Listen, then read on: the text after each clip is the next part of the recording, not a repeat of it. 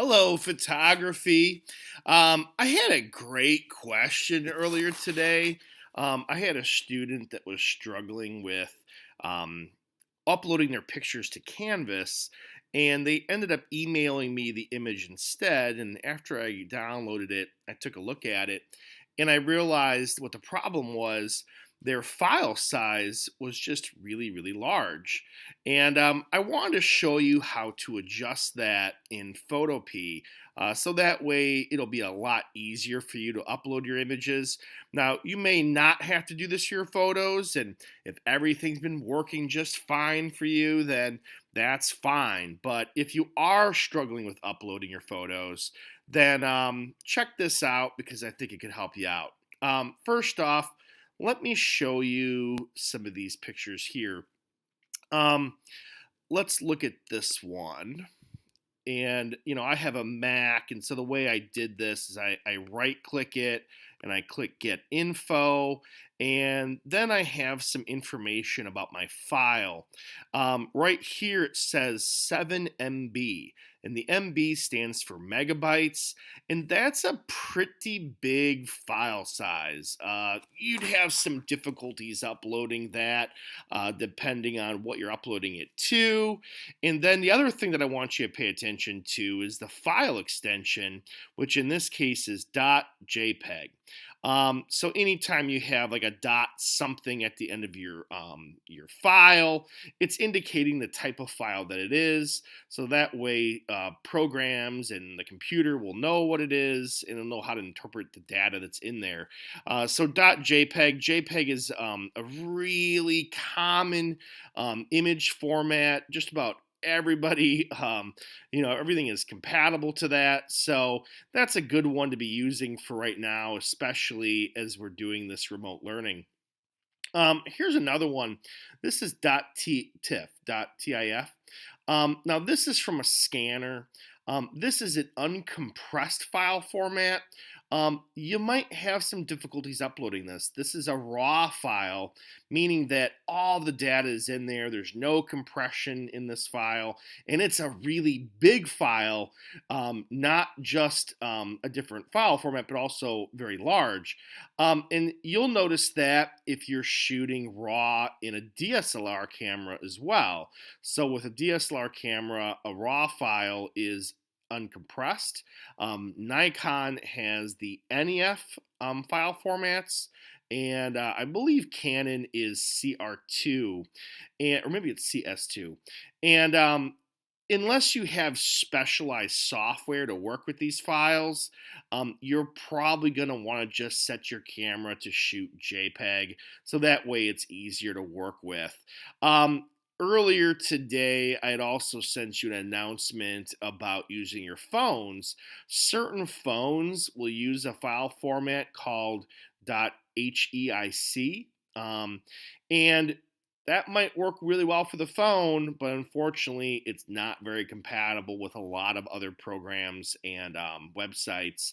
So there are ways of converting those files online, but you'd be better off in your image settings, changing it to the most compatible format.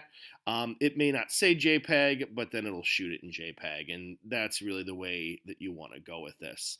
In order to get started, I want to make a copy of this file because I don't want to reduce the quality of my original picture, because that's essentially going to destroy it. And at some point, you might want to print these files, and just for your own personal use, you want to keep a high resolution unedited version of your picture, almost like a digital negative that you keep. And then when you're doing your edits and when you're reducing the file size for uploading, you can do that to a copy. So I'm going to right click this. I'm going to hit copy. I'm going to paste it in here. Now we've got our copy. And what I like to do is I like to rename it. And I like to rename it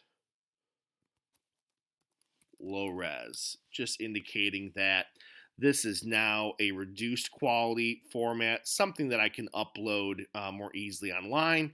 And you know what? It's kind of like a security thing too, because when you're uploading your pictures online, you don't necessarily want other people to have access to your highest quality version. If you're putting this on your photo website or an Instagram or Facebook, you're better off uploading a compressed image or a lower quality image and keep the higher quality ones for yourself because people steal images. All right, so I have my low res photo ready to go. Let me go back into Photopea. I'm going to close this one and let's open that up. It's the low res one here. Okay.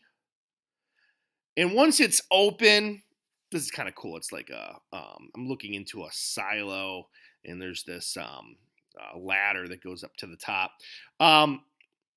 Once you're in here, you're going to want to go to image, and then you're going to want to go to image size. And what you'll notice here, probably when you open it, it'll be in pixels. I like to switch that to inches. And these are the dimensions of your photo. Pixels are the screen dimensions. Inches is more like the physical dimensions of the file. And then you have your DPI or dots per inch. This is really the image resolution. And depending on the kind of camera that you're using, Canons are different than Nikons. Canons are going to have a really large dimension with a much lower resolution, whereas Nikons will have a smaller dimension with a higher resolution. And just to make things simple for everyone, so they're all on the same page, I'm just going to set my larger dimension, which in this case is the width, to 14. And if I click out here, it's going to automatically adjust the other measurement to keep the aspect ratio of the photo. And then I'm going to switch my DPI. Oh, this is painful, to 72. And what that's going to do is that's going to dramatically lower the quality of this picture, but it's going to make it much, much easier to upload.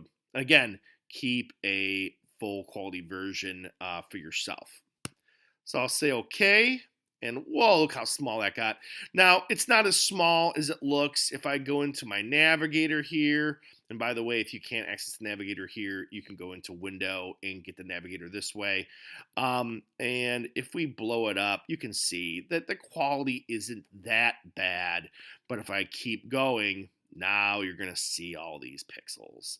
And that's just the reality of lowering the quality of your picture.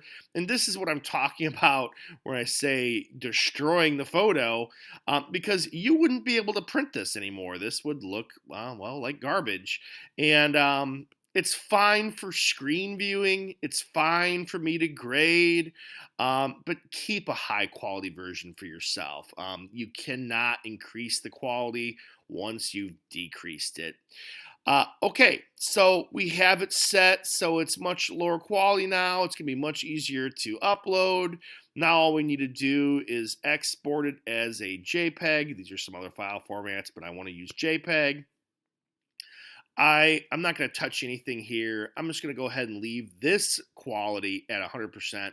This has to do with the way that the JPEG is set up, and well, I just don't like to mess with that. I like to leave that as high as possible, and I'll say okay. And so now that picture has downloaded, so let me bring that back into my folder.